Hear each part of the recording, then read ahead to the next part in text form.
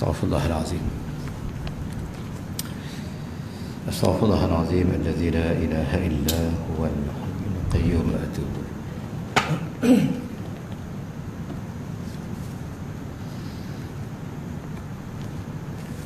A'udzu billahi as-sami'il 'alim minasy syaithanir rajim. Bismillahirrahmanirrahim. Assalamualaikum warahmatullahi wabarakatuh. Alhamdulillah. Alhamdulillah nahmaduhu wa nasta'inuhu wa nastaghfiruh. Wa na'udzu billahi min shururi anfusina wa min sayyiati a'malina. May yahdihillahu fala mudilla lahu wa may yudlil fala hadiya lahu. Asyhadu an la ilaha illallah wa asyhadu anna Muhammadan 'abduhu wa rasuluh. Wassallallahu wasallim ala sayyidina Muhammad wa ala alihi wa ashabihi wa ittiba'ihi wa tamassaku bi sunnatihi ila yaumiddin. Subhanaka la 'ilma lana illa ma 'allamtana innaka antal alimul hakim. La haula wa la quwwata illa billahil 'aliyyil 'azim. Wa ba'd. Alhamdulillah. Mari sama-sama kita merafakkan syukur kepada Allah SWT di atas limpah kurnia dan limpah rahmat sehingga kita sampai ke hari ini, hari di mana Allah mengizinkan kita bertemu semua di tempat ini setelah sekian lama dinafikan keberadaan kita di sini. Sekalian bila kita dinafikan suatu program, satu agenda yang mendekatkan diri kita kepada Allah, seolah-olah Allah Ta'ala jumpa kita. I don't want to see you. Tuan-tuan bayangkan kalau ada lawan kita kasih, dia kata aku tak boleh faham. What do you feel? I don't want to see you. At least for 4 months. Agak-agak kalau kita terimalah statement itu pada orang kita kasih, yang rapat dengan kita, yang jaga kita sampai hari, cuba carikan alasan. Masa itu agak-agak kita rasa macam mana? Rasa kehilangan. Ramai orang tak merasakan tinjauan keimanan ini, tinjauan kerohanian. Bahawasanya bila Allah menghalang kita ke rumah, sedangkan di rumah tu Allah menjanjikan apa? Allah kata fa'asa ulaika an yakunu minal muhtadin. Allah menjanjikan kehadiran kita di rumah Allah. Tak kira namanya masjid ke surau ke madrasah ke musalla, ia tempat untuk meraih rahmat Allah, kasih sayang Allah. Tiba-tiba selama bulan Allah ignore kita. Artinya apa? Please don't ever repeat your past mistake. Jangan ulang lagi sikap kamu selama. Maknanya datanglah kepada Allah dengan cara yang sewajar seorang hamba datang kepada Allah. Datang dengan menyerah diri kepada Allah, bukan datang dengan menampakkan kesombongan diri kepada Allah SWT. Alhamdulillah, Allah kembalikan kita ke sini, ke rumahnya insya-Allah mulai besok. Walaupun masih dalam SOP yang ditetapkan oleh Pak yang berkuasa. Apapun yang penting kita kembali berada di rumah Allah SWT. Baik. InsyaAllah hari ini kita pergi kepada bab ke-14. Kita tamat sampai bab 13 sebelum kita masuk ke PKP. Dan hari ini kita menyentuh secara spesifik mengenai rukun Islam. Bab 14 ni bicara terus mengenai rukun Islam.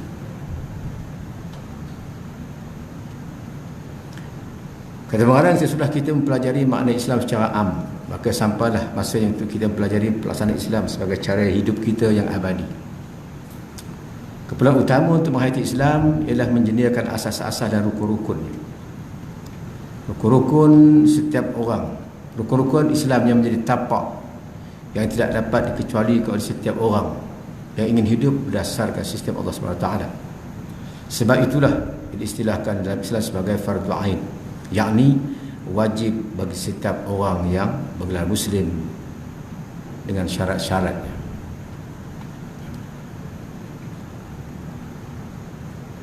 Pertama soal, Islam ini bersifat abadi. Kita bukan Islam ikut tahun, bukan Islam ikut selera. Islam nak dipertahankan sampai ke peringkat yang abadi. Bila kita sebut nak pertahankan Islam sampai ke abadi ni, kita nak pertahankan diri selama-lamanya macam ni ingat senang ke? Agak-agak tak ada cabaran ke? Islam sampailah kita mati. Sebab tu disebut Al-Quran pada wala tamutunna illa wa antum muslimun. Jangan mati kecuali kamu sebagai seorang Islam. Kalau kita tak mati masa Covid pun, tapi syirik, tak Islam. Yang mati masa Covid tiba-tiba dia Islam, Masya Allah. Sahabat-sahabat kita antara yang di Johor kan, muda lagi, baru 37 tahun, Barisan Harapan, meninggal sebab dijangkiti Covid semasa bertugas. Dia Muslim, dia mukmin. InsyaAllah dia dapat pahala syahid sebab dia berjuang untuk membantu hamba Allah. Tapi yang tak mati lantaran the so-called deadly disease, tiba-tiba dia kekal dengan kesyirikan dia tetap tak selamat. Jadi Islam kita ni tahapnya apa? Islam kita hendaklah dipertahankan sampai ke peringkat abadi. Abadi apa? Sampai mati. Quran menyebut dengan dua perkara atau dua teks. Teks pertama tu Allah kata apa? Jangan mati kecuali kamu seorang Islam. Satu. Surah Al-Hajj, Rasulullah istilah apa? Wa'bud rabbaka hatta ya'tiyakal yaqin. Sembah Tuhan kamu, taati Tuhan kamu, yang maknanya apa? Tunduk dan patuh, maknanya Islam. Sampai bila? Ya'tiyakal yaqin, sampai mati. Ini Islam. Ini ketaatan kita yang wajib kita pertahankan. Islam nak dijaga sampai mati. Apa nak jaga? Segala rukun-rukun ini akan kita bincangkan satu persatu insya-Allah. Cuma nak sebut perkawan apa dia? Pastikan Islam kita dah ada ni, jangan kita anggap mudah, jangan ambil mudah, sebab wajib pertahankan sampai mati. Seandainya kita berhasrat untuk masuk ke syurga Allah SWT, itu aja tiket kita.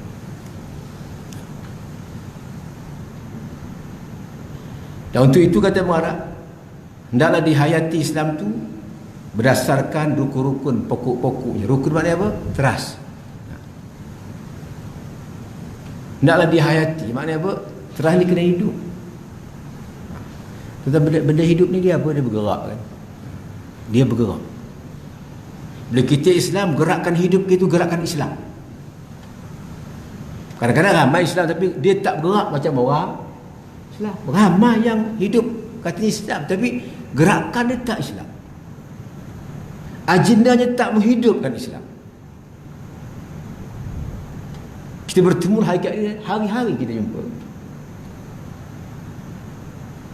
Kita Islam tapi hidupnya tak Islam. Kalau kita ambil dalam bahasa mudah apa? Kita Islam, kita bercakap macam Islam tak? Lidah kita hidup macam Islam. Percakapan kita, hujah kita, reaksi kita, respon kita Islamik ke tak? Cuba kita tengok hari ni kan, dia peringkat nombor 1 sampai nombor berantu. Bila orang bercakap, dia mikir Islam. Dia orang Islam. Bila mereka bercakap, yang keluar tu gambar hayatul Islam ataupun tidak. Sama lah bab lain. Kalau kita ambil bab anggota je, kalau kita mengaji sikit bab kitab apa? Penawar bagi hati kan. Cuba kita tengok ni. Kita ambil anggota ini. Telinga, mata, mulut, tangan, kaki, yang zahir. Sudahkah dia bergerak ke arah Islam? Hidup tak dia dengan Islam? Kemana kamu heret kaki yang pada waktu zuhur? Kemana sasaran kau pada waktu ini? Kadang-kadang sahabat-sahabat sekalian, bab penghayatan yang paling sukar. Lepas tu pengarang tegaskan mengenai apa? Hendaklah kita rasa nak Islam ni hidup dalam keadaan menghayati, menghidupkan Islam dalam diri kita. Diterjemahkan konteks apa? Seluruh tingkah laku dan perilaku. Lepas tu kita berdepan dengan hal-hal yang kadang-kadang agak mengaibkan ni. Bila kita takut dengan virus, kita buat macam-macam peraturan kan. Kita ada rukun Islam, tapi kita lebih ada rukun apa rukun?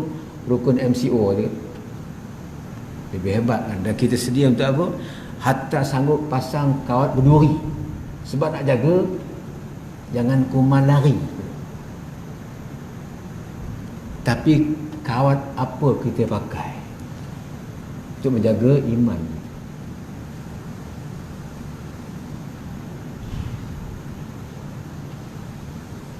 Untuk jaga virus kita pakai PKP, PKPB, PKPP. Untuk iman kita, Islam kita pakai apa? Kalau kita ambil PKP itu aja apa? Kita kawal tak beratkan kita sebab Islam. Aku nak bergerak ni ke mana? Dengan mengisai bahawa aku ni seorang Islam. Bila aku bergerak ni aku nak ke mana? Saya tu pergi pasar, tahan di MPF ni orang. Cik ni umur berapa? 60. Nasib baik 60. Pasal apa? 65 tak boleh datang. Oh, itu dia. 65 tak boleh masuk pasar. Tengok aja ikan dari luar kan. Punya kita kawal. Sampai bukan kita, gerakkan orang lain pun kita kawal. Sebab apa? Nak jaga kononnya masalah dia. Betul lah tu. Bila kita sama-sama Islam, nak bergabung dengan Islam, kita kawal tak? Kita kawal tak pergerakan kita? Waktu ini aku sepatutnya ke mana? Ada kawalan. Pukul 1.21 aku sepatutnya bergerak ke mana? Kita kawal tak bergerak? Nak bergerak bersyarat. Okey, dah dekat Zuhur, tak boleh bergerak kecuali ke masjid. Itu syarat. Kita pakai tak PKPB itu? Bergerak dengan insaf bahawa aku ni orang Islam. Pergerakan aku dah ada syarat. Kalau dah masuk Zuhur tak boleh bergerak ke tempat lain kecuali ke masjid, surau. Kita tak pakai syarat ni. Tapi untuk virus kita pakai syarat ni. Untuk kita sebagai Islam tak pakai syarat ni. Dan kita ada syarat. Siapa sebut? Allah sebut. Adakah yang Allah sebut dengan yang orang sebut lebih hebat orang punya?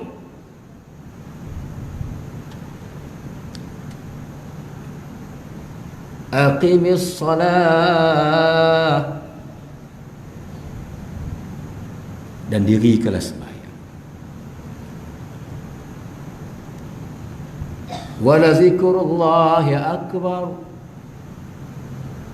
wallahu la ya'lamu ma tasna'un.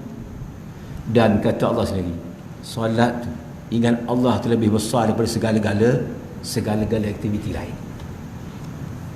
Kalau dah sampai waktunya kata Allah, maka tinggalkan hal lain. Ni yang terbesar.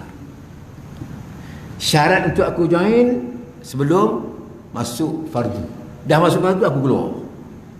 Sepatutnya gitu. Tapi bila sampai tang Allah punya, berapa ramai ikut syarat.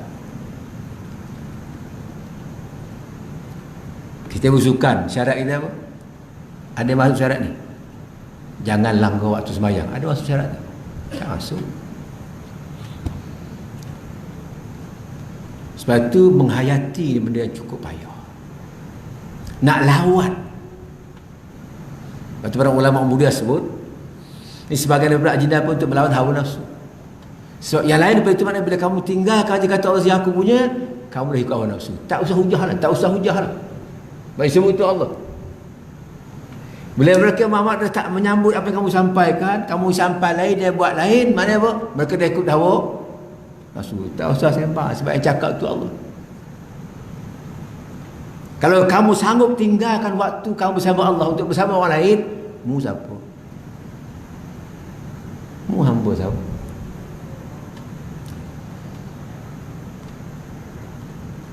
Sebab itu sahabat sekalian, betul kata Allah kan, kami akan nak ke syurga ni goyang-goyang kaki je tu.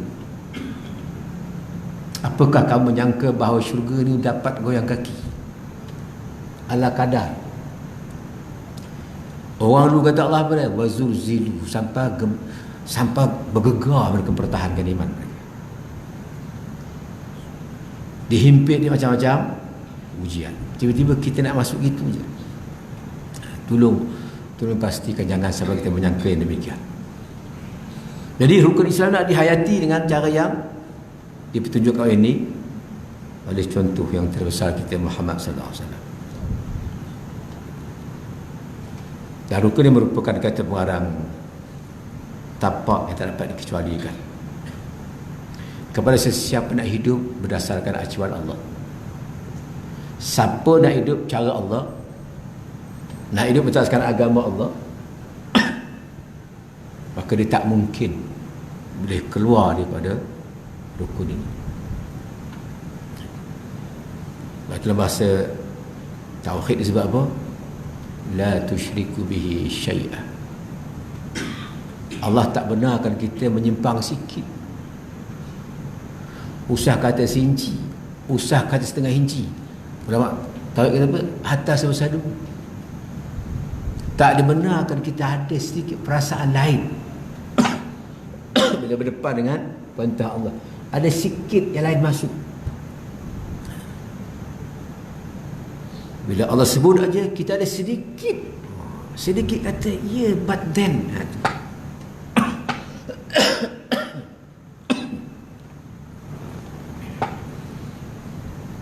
Surah Al-Isra Allah sebut gitu kan. Seandainya Muhammad, ini Allah bagi warning kat Nabi ni. Balaulah, seandainya Muhammad, kata Allah ni, kamu ada sedikit condong, ada sedikit minat dengan pendekatan demo, saya berapa yang aku sampaikan, kamu ada sedikit rasa, I think kena ambil lah sikit, kena ambil kira lah sikit, bukan banyak. Ansabbatnak, sabat, kamu ada sikit rasa apa? Rasa boleh, munasabah juga pendekatan, munasabah juga approach ni, apa salah ambil? Rupiah Allah kata apa? Aku tak izin dengan kamu condong sikit kepada selain daripada apa yang telah aku tetap kepada kamu. Sebab itulah bila Umar bawa cebisan-cebisan Taurat kat Nabi, darah muka Nabi, siapa Nabi kata apa? Umar, lau kana Musa hayyan, Umar, kalau Musa ada sekarang, dia tak boleh pakai Taurat, dia kena ikut aku. Taurat siapa turunkan? Allah. Tapi ini bukan zaman Taurat, di zaman Muhammad. Musa kalau dia hidup kata dia Nabi, dia tak boleh pakai Taurat dia, kena pakai Quran yang turun. Sebab ini pelengkap sekali-kali. Sedangkan yang turunkan Taurat tu Allah. Bila Allah turunkan yang lain apa? Dengan sendirinya batallah yang sebelum ini.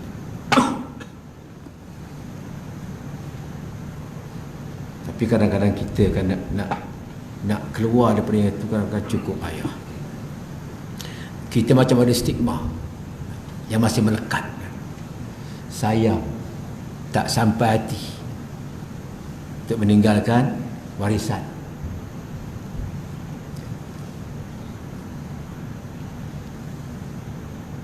Kerana itulah pengarang menyebutkan bahawa diistilahkan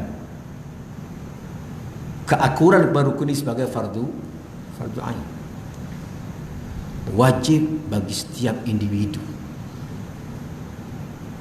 wajib bagi setiap individu.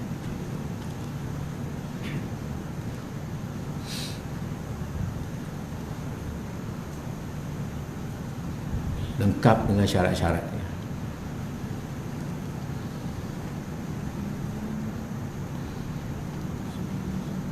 Baik, kita memahami bahawa rukun Islam disebutkan pada kita tu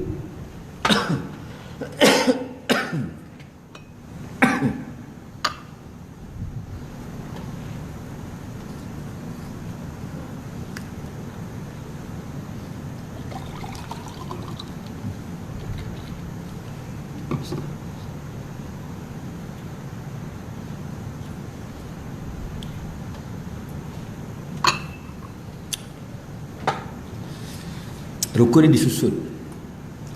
Yang susunnya Allah. Yang sampaikan Nabi kita Muhammad sallallahu alaihi wasallam. Artinya tak boleh kita mengambil nombor 2 sebelum nombor 1. Mengambil nombor 3 sebelum nombor 1, nombor 2 tak boleh. Contoh kalau masa tuan-tuan minta kerja, sijil susun macam mana? Dah lupa dah sijil. Tuan-tuan hulur fail tu kepada pengurusi panel. Susunan sijil dalam fail tu macam mana? Dah lupa sijil susun. Lepas tak minta kerja sijil pun lupa. Mengapa susunan tu begitu? Saja-saja ke?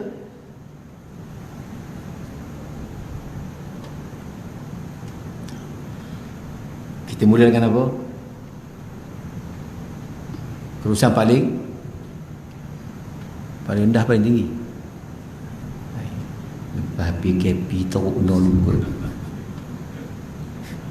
Ni nama lupa gaban. Mengapa kita susun sekolah rendah, menengah atas, kolej, diploma, universiti? Mengapa begitu? Apa tu? Saja-saja. Apakah susunan ni saja-saja? Seronok-seronok. Kita susun sujud itu ada apa? Ada cerita dalam sujud itu. Bukan sekadar susun begitu, tapi ada makna susunan. Makna apa? Profil pendidikan kita. Dan kalau orang tu kena tu reti bahasa kan, dia akan tahu, dia tahu. Daripada sekolah kita dia tahu dah kita ni siapa. Contoh, sekolah menengah Henry Gani, agak-agaknya penemuduga dapat gambar apa? Sekolah menengah Henry Gani. Ni kerabat apa ni?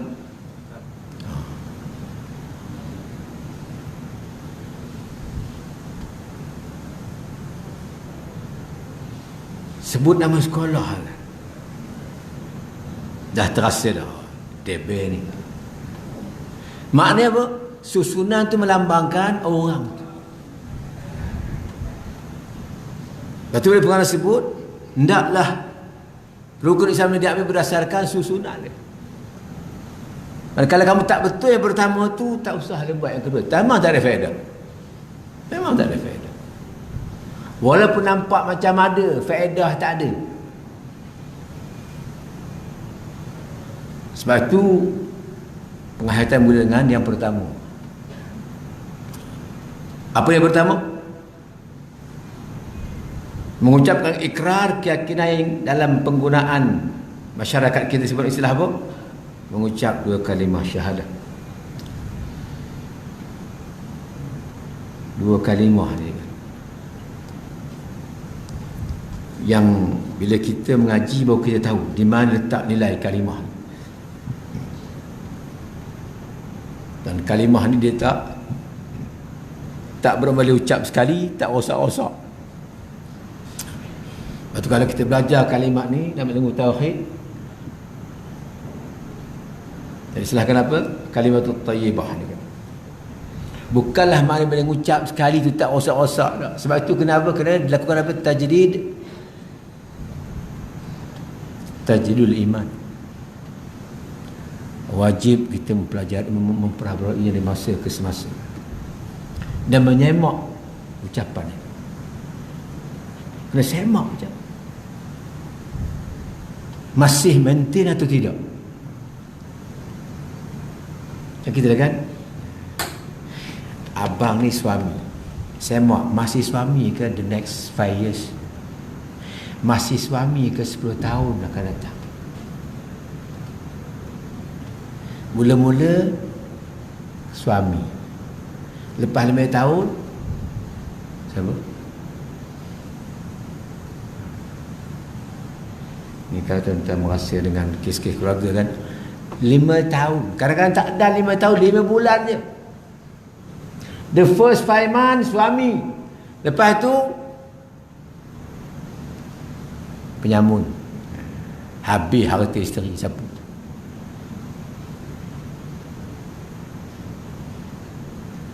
Lepas 5 bulan samsing.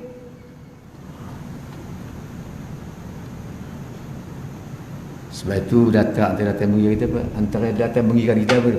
Setiap hari di Malaysia ni katanya tak kurang daripada 15 pasangan cerai tiap hari. Kita tak pertahankan ucapan kita, harga diri sebagai suami. Itu baru belum bak lagi. Bila kita mengucap syahadah ni maknanya apa? Dia ikrar ni kan tuan-tuan lain. Kalau sekadar ucap tak apa, bila ucap tukar jadi ikrar, dia dah lain.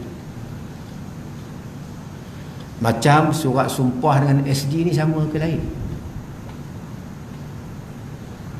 Surat akuan sumpah dengan apa istilah? SD ni. Orang tak permainkan SD ni. Jadi kalau orang permainkan, orang kata apa? Apa agaknya nilai orang yang mempermain-mainkan SD dia? Minggu lepas buat SD lain, hari ni buat SD lain. Jadi apa namanya? Sebab itu sebab hadis Nabi kita Muhammad SAW tentang nilai syahadah. Yang kadang-kadang ramai kita tak ambil pot kata orang sekarang.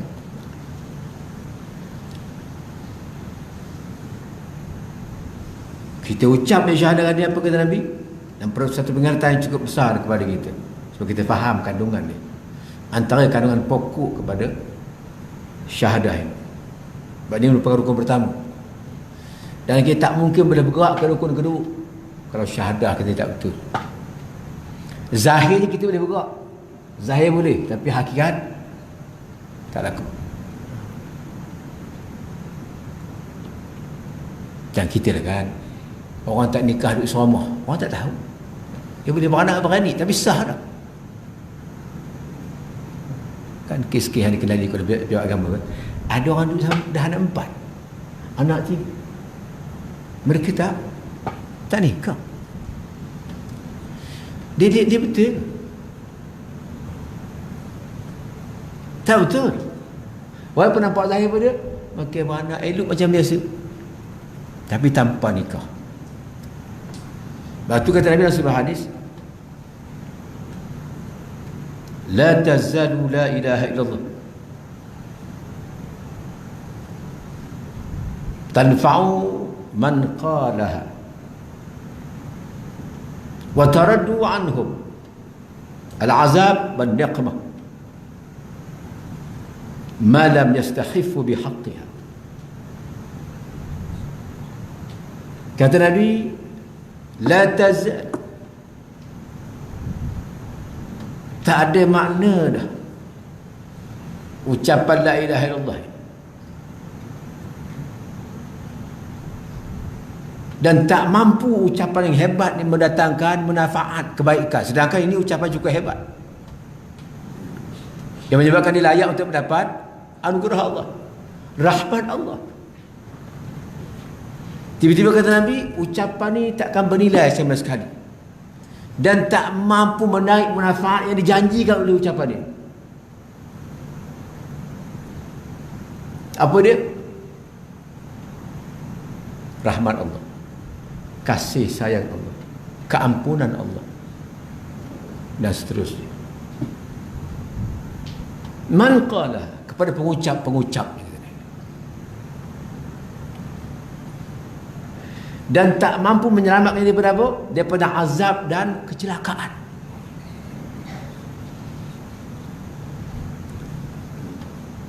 La ilaha illallah ini ucapan besar. Sepatutnya dia mampu untuk menyelamatkan kita.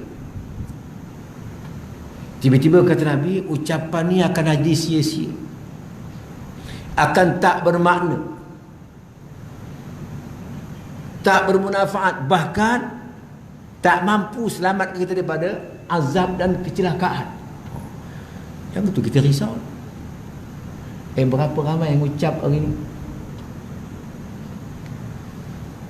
Ada benda yang tak kena, kita kena tengok balik. Bila malam yastakhifu bihaqqiha, bila kamu mensia-siakan hak, tak menghayati makna, tak mendukung aspirasi, ia bukan ucapan sambil lalu, dia ucapan yang ada isi.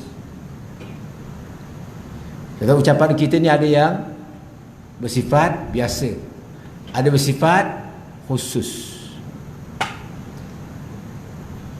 Kita berucap tengah umum lain, berucap bersama dengan orang lain lain, tak sama. Doa yang dibaca oleh Datuk Zulkifli Al-Bakri di surau, lain nilai dia. Masa praktikal Perdana Menteri, lain nilai dia. Doa yang sama, masih namanya doa, isi lain, kandungan lain, impact lain.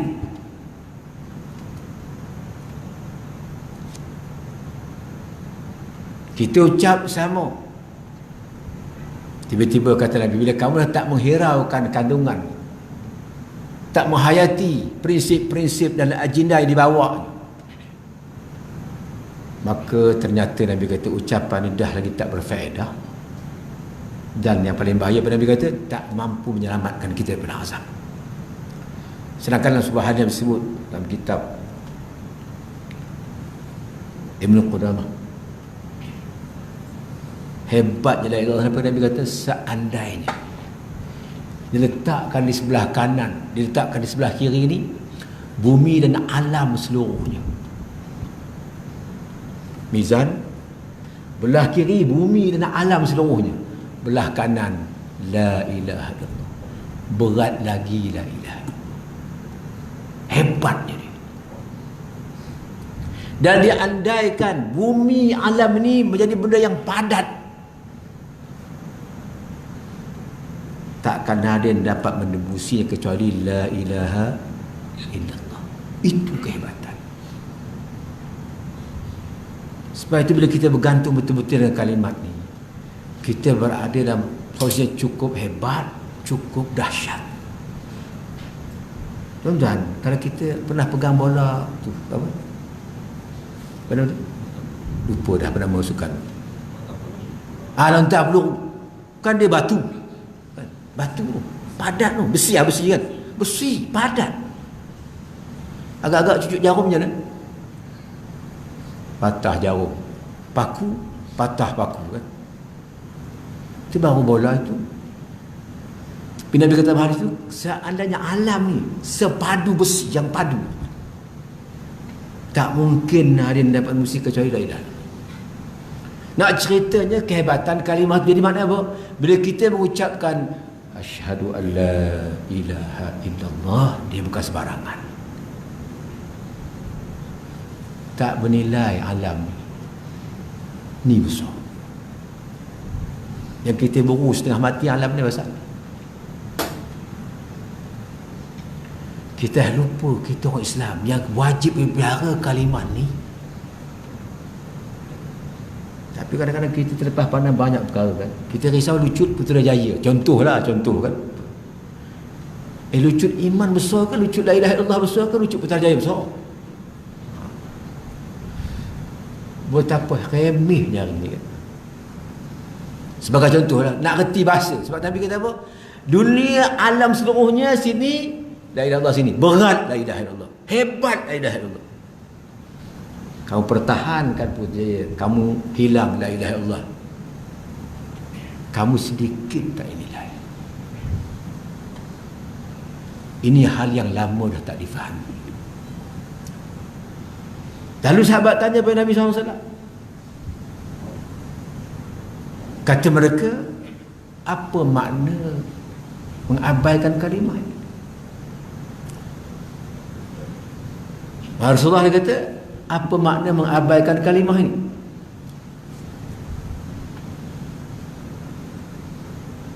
Faqalu ya Rasulullah wa mal istighfar bihaqqiha.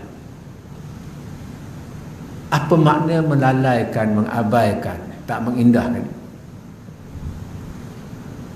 Lalu kata Nabi SAW, yazharul amalu bi ma'asillah fala yunkiru wala yughayyir. Tanda paling besar kamu mengabaikan kalimah ini, melalaikannya. Bila kamu lihat seterang-terangnya, Nabi sebut Islam apa? Yazharu, zahir, terang. Tu Nabi sebut zahir ni nampak tak nampak? Takkan tak tahu bahasa zahir pun kan? Zahir lawannya bahasa Malaysia lupa, susah juga kan. Zahir lawan tu sembunyi, zahir nampak. Dia Nabi kata kamu nampak terang. Apa itu terang? Maksiat. Maksiat kepada Allah apa dia? Kamu nampak syirik, kamu nampak fasik, kamu nampak mungkar, kamu nampak. Contoh yang mutakhir salah di pertanyaan apa? Kamu nampak mabuk ni bahaya. Okey lagi arak. Tak berapa orang mati dah. Nampaklah maksiat besar. Macam marah pula nak diharamkan. Kamu nampak? Zoom 3 orang sekali mati. Yang tahu apa dia? 7 orang tak ada. Zoom masuk restoran kereta.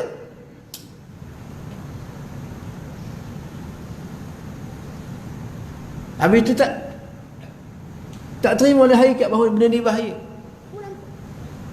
Kamu nampak syirik terang-terang, fasik terang-terang. Kamu nampak mungkar terang-terang. Apa kata Nabi? La yungkir. Kamu tak mengingkari je. Kamu tak bangkang, kamu tak nyatakan sikap kamu. Kata yang ada kedudukan, yang ada kuasa, kamu tak ambil tindakan, kamu biarkan aja. Wala yughayyir, dan kamu tak mengubah. Sebab itu setiap benda yang namanya maksiat ini, asi ini kan kederhakaan kepada Allah, dia wajib diubah, wajib dibenci, wajib dijerkah. Kalau dalam bahasa orang kampung ni kan, dah nampak dah terang-terang, engkau apa hal? Kita tak boleh macam itu kan. Saya akan bertanya sebab tengok dulu walaupun orang dulu iman, barangkali iman mereka kata orang dulu apa sikit.